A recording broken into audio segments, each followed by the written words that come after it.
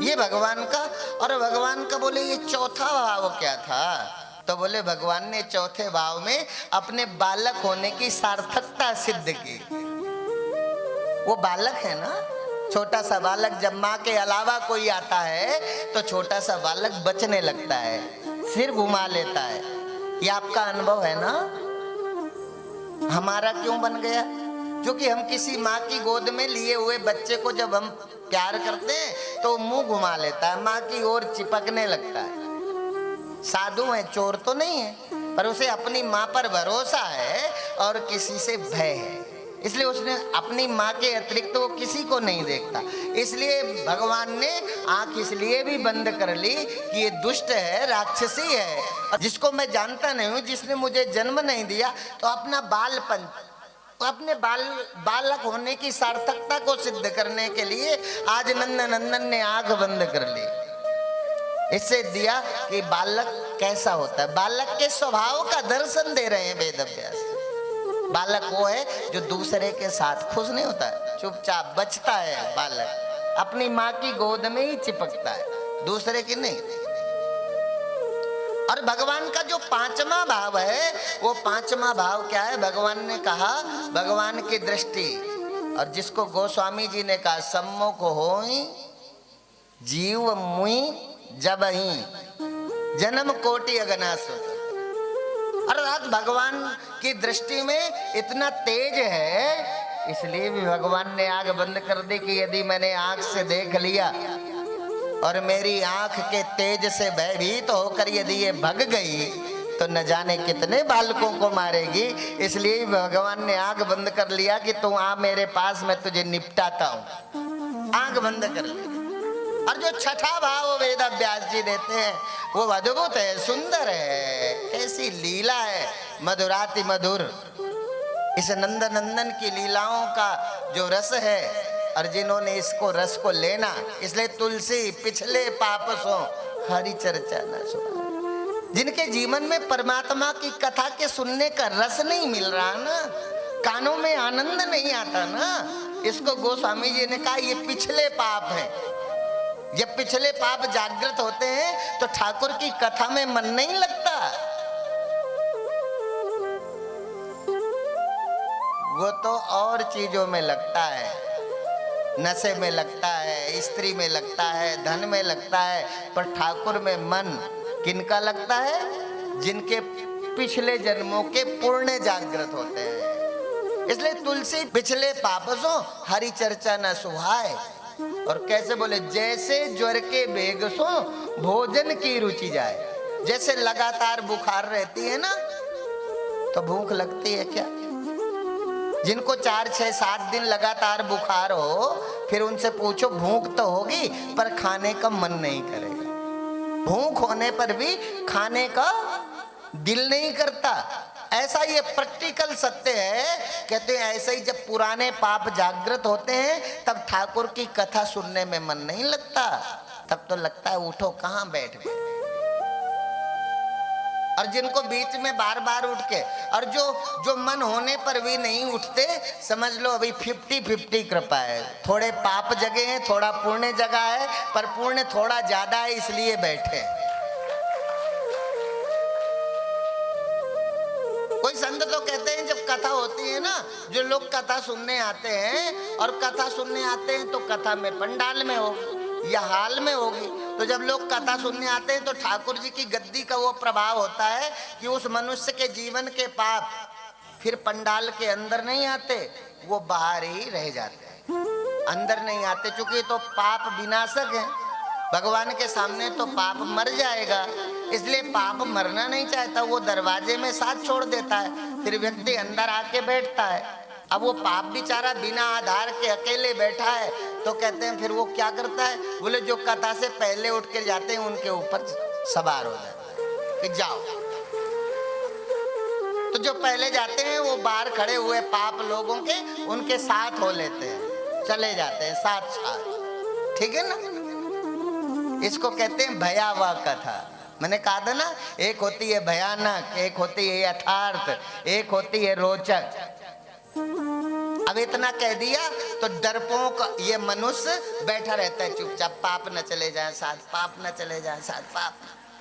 ये कथाकार सब युक्ति जानते हैं कैसे ही तुमको ठगना है, पर हम तुम्हें ठगने नहीं आए, तुम ठगने से भविष्य में बचो, इसलिए हम ऐसी कथा कर रहे हैं, फिर तुम्हें कोई ठगे नहीं।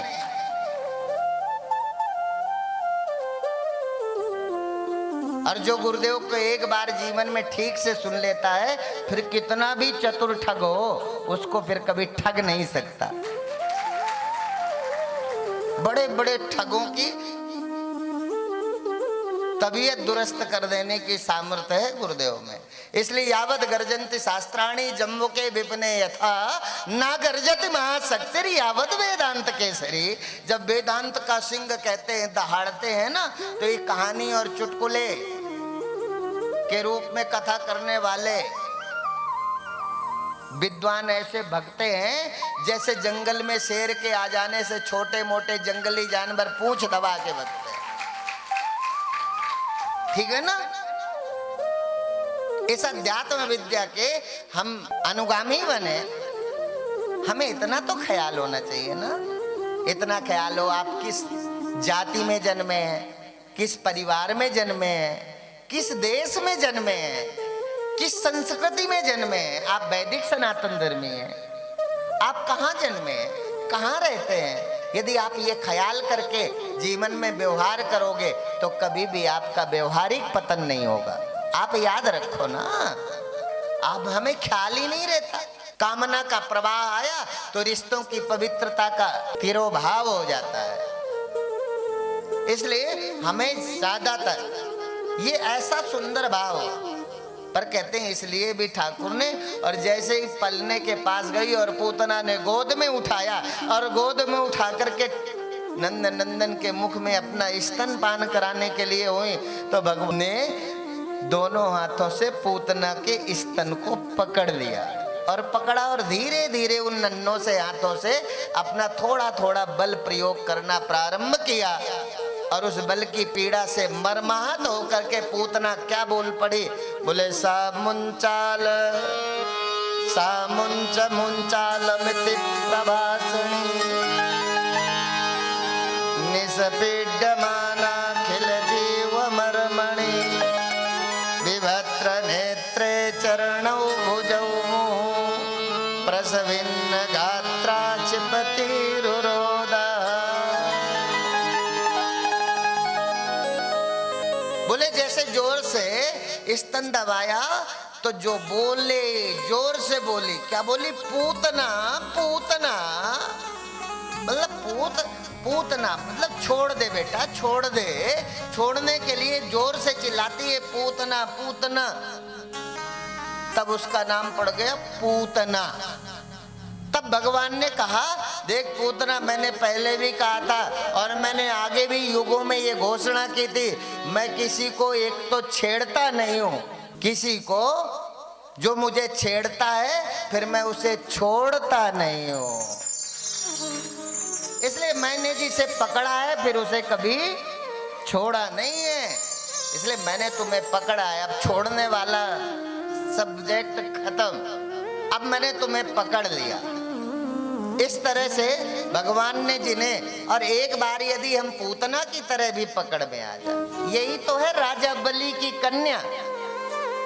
जब भगवान के बटुक वेश को प्रभावित होकर के और उसके हृदय में कामना जगी थी कि काश मेरा पुत्र ऐसा सुंदर होता और उसे मैं अपनी गोद में लेकर के स्तनपान कराती, तो निश्चित रूप से इस धरती की सबसे भाग्यशाली स्त्री होती। अपने स्त्री होने के गौरव को महसूस कर रही थी राजा बलि की कन्या। उस यज्ञ मंडप में भगवान ने आज उस मातृत्व के उस पवित्र भाव को भी आज भगवान ने पूतना ही सही, आज वो पूतना रूप में आई है भगवान के सामने। पर भगवान को तब भी याद है कि उस समय उसे मेरी मां बनने की कामना, अच्छी कामना, अर्थात वेद व्यास जी ने कहा यदि जीवन में कभी भी एक अच्छा संकल्प मन में आया है तो तुम्हें वो मृत्यु से बचाने में सहायक होगा। आज पूतना इसलिए नहीं गई थी मां बनने, आज तो पूतना बालक बने उस नंदन को मारने गई थी। पर आज भी भगवान को वो स्मृति थी कि इसने कभी माँ बनने की भी कामना की थी, इसलिए इसका उद्धार करना मेरा कर्तव्य बनता है। एक बार ठाकुर संगत बिठाओ कभी इस कथाओं की, भगवान कैसे हमारे को मुक्त करते हैं, कामना वो थी। आज वो माँ बनने का जो सुंदर भाव था, और उस सुंदर भाव के कारण आज राक्षसी पूतना का भगवान ने मातृत्व भी स्वीकार किया और उसे अपने धाम में भी बुलाया। जीवन में एक बार कभी भगवान के लिए, हमने तो जीवन में पति के लिए 1000 बार बहुत अच्छा किया, पति ने पत्नी के लिए बहुत बार अच्छा किया, बच्चे ने माँ के लिए बहुत बार अच्छा किया, माँ ने बच्चे के लिए बहुत बार अच्छा किया। पर जब उत्तर मिला लड़ाई में तो हमने यही कहा, तुमने हमारे लिए किया क्या है जिंदगी में? हमने जिंदगी भर किया। और आज बच्चों की मनोजगत में थोड़ा सा भी इंटरफियर करें आप तो कहते हैं आपने हमारे लिए ऐसा क्या किया है। ठीक है ना, कहीं ना कहीं। इसलिए किसी ने कहा भाग्यशाली वो नहीं है जो अपने बच्चों को मरने के बाद ढेर सारी संपत्ति छोड़ करके चले जाते हैं। भाग्यशाली वो भी नहीं है जो मरने के बाद अपने बच्चों के लिए कारखाना फैक्ट्री छोड़ करके चले जाते हैं। भाग्यशाली वो भी नहीं है जो बहुत बड़ी संपदा का मालिक अपनी संतान को बनाकर इस दुनिया से जाते हैं। भाग्यशाली वो हैं जो अपने बच्चों को इसी जीवन में सद संस्कार दे करके जाते हैं। संस्कार देकर जाने का खेल है। कितनी मेहनत से हमने जिन बच्चों को पाला होगा, धीरे धीरे हम आदी हो रहे हैं, धीरे धीरे हम एक्सेप्ट कर रहे हैं, स्वीकार कर रहे हैं। नहीं तो जब बच्चे अपनी मनमानी करते हैं तब कौन ऐसा माँ बाप है जिसको दुख नहीं होता। पर ये मनमानी करना केवल बच्चों की ही कमी है। हम अनअवेयर नहीं रहे इसके प्रति। हमने क्या अपने कर्तव्य को ठीक निभाया है क्या? यदि हमने अपने बच्चों के साथ अपने कर्तव्य का ठीक पालन किया होता तो बच्चा मेरा फिर ऐसा कैसे कर सकता था। यदि मैंने अपना कहीं ना कहीं कुछ मेरी भी तो कमी थी ना। मैंने जितना बच्चों को समय देना नहीं दिया, मुझे जितना बच्चों का महत्व देना था नहीं दिया। बच्चे के लिए महत्व दिया, बच्चा मेरा सुखी हो इसके लिए धन को महत्व दिया, बच्चा मेरा सुखी हो इसलिए बिजनेस को महत्व दिया बच्चे के लिए, पर बच्चे को महत्व नहीं दिया। बच्चे के लिए ही सब महत्व की चीजें हैं ये, पर बच्चे को महत्व नहीं दिया। बच्चे को तो पैदा हुआ तो कहाँ, क्या बोलते हैं अंग्रेजी में, जहाँ आज बच्चे छोड़ आते हैं। हाँ, बच्चा पैदा हो गया, दूध की बोतल मुंह में लगाई और सुबह वहां छोड़ दिया, शाम के नौकरी करके आए और बस। मतलब सरकार तुम्हें छूट देती है कि तुम्हारा बच्चा आपका बच्चा पैदा होने का समय आया और बच्चे पालने के बीच का समय सरकारी व्यवस्था में छुट्टी देती है सरकार कि इतने दिन आप बच्चे के साथ। पर चूंकि पैसा कमाने की जो कामना है, पैसा का करोगे क्या? सारी दुनिया के मालिक हम आपको बना दें ठाकुर जी, और कोई आपको प्रेम करने वाला ना हो, कोई आपका सम्मान करने वाला ना हो, कोई ना हो, फिर क्या करोगे पैसे? इसलिए धीरे धीरे हमें वो सोचना है जो सोचने की जरूरत है। हमें उस पर भी चिंतन करना चाहिए ना। हम धीरे धीरे उससे दूर होते जा रहे हैं और उसके विषय में ही और इसी क्रम को आगे बढ़ाते हुए यहाँ पूतना का वध करते हुए सकट भंजन आया और उस सकट भंजन के साथ साथ इधर वसुदेव जी को लगा मेरा बालक बड़ा हो रहा है और ये एक संस्कार है, नामकरण संस्कार। लगा नामकरण हो, बालक की पहचान क्या होगी जगत में, इसलिए 16 संस्कार। अभी किसी से पूछ दिए जाएं तो 1-2 कोई निकल आए तो निकल आए, भगवान मालिक है। नहीं, ये 16 संस्कार हैं क्या, किस उम्र में कौन सा संस्कार करना चाहिए ये पता ही ना होगा किसी। जैसे हम इस सांस्कृतिक विज्ञान से दूर हो गए तो बोले आज वसुदेव जी को चिंता है, तब उन्होंने अपने आचार्य गर्गाचारी को बुलाया और बोले आप चले जाओ, नंद भवन में जो बालक है वो बालक मेरा है। धीरे धीरे बड़ा हो गया, उसका नामकरण संस्कार नहीं हुआ, इसलिए उस बालक का नामकरण संस्कार हो तो आप जाओ। तो बोले गर्गा गर्गा पुरोहितो राजन यदूना सुमतपः ब्रजम जगामो नंदस्य वसुदेव प्रचोदितः वसुदेव प्रचोदितः। अर्थात आज जब वसुदेव जी ने बुलाकर कहा गर्गाचार्य जी नंद भवन में आए और यह गुप्त नामकरण संस्कार कैसे हो, तब जब आए तो नंद बाबा ने स्वागत किया गर्गाचारी का। वो यदुकुल के आचार्य हैं, तो स्वागत सम्मान के साथ बिठाया और गर्गाचार्य ने कहा आपके मित्र वसुदेव ने मुझे भेजा है लाला का नामकरण संस्कार करवे के ताई।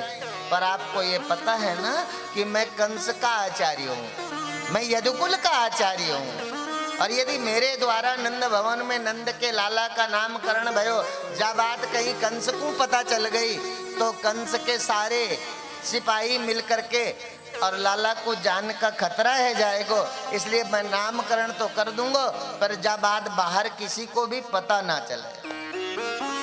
नंद बाबा ने कही जब बात किसी को कानो कान भी पता ना चलेगी, हम लाला को लेके गोष्ठशाला में आए जाएंगे और उसी गौशाला में बैठ के लाला को नामकरण संस्कार है जाएगो, और जब बात किसी को भी पता न चलेगी। और गौशाला में लाए और गौशाला में ला करके बोले संपन्न हो। तब गर्गाचार्य जी ने रोहिणी के पुत्र का नाम बलराम अर्थात जो भगवान का शेष अवतार थे, और यशोदा के पुत्र का नाम आज कृष्ण रखा है। पर धीरे धीरे समय बदला, व्यवस्थाएं बदली, सांस्कृतिक हमारा पतन हुआ और हम 16 संस्कारों को भूल गए। और हमारे जीवन में क्या बचा? तो बोले एक तो हमारे जीवन में बचा, 2 संस्कार रह गए, एक विवाह और एक अंतिम संस्कार। एक विवाह संस्कार, एक अंतिम संस्कार, 2 संस्कार हमारे जीवन में बचे, वो हम जानते हैं। पर मैंने पुंसवन आदि संस्कार की भी चर्चा की थी, जिससे और धीरे धीरे हमारा जीवन क्या है, इसीलिए तो कहा। अब वो संस्कार हुआ, उसके पश्चात इसी क्रम को आगे बढ़ाते हुए बोले एकदा गृहदासीसु नामकरण संस्कार हुआ। मैया जगत के काम में लगी, मैया ने सोची लाला बहुत परेशान, तो बोले एकदा गृहदासीसु यशोदा नंद गहि।